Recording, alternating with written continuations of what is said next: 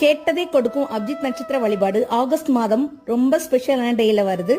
24 நிமிடம் வெற்றிக்கான வழிபாடு. உங்களுக்கு தேவையான நியமன கோரிக்கை இந்த 24 நிமிடம் கேட்டு வழிபாடு பண்ணீங்கன்னா தாராளமா உங்களுக்கு லைஃபில் நீங்க என்ன நினைக்கிறீங்களோ அது சீக்கிரமா நடக்கும்.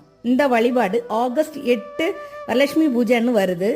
அதுவும் மதியம் 2:16 முதல் 2:44 நிமிடம் வரைக்கும் இந்த 24 நிமிடம் வருது.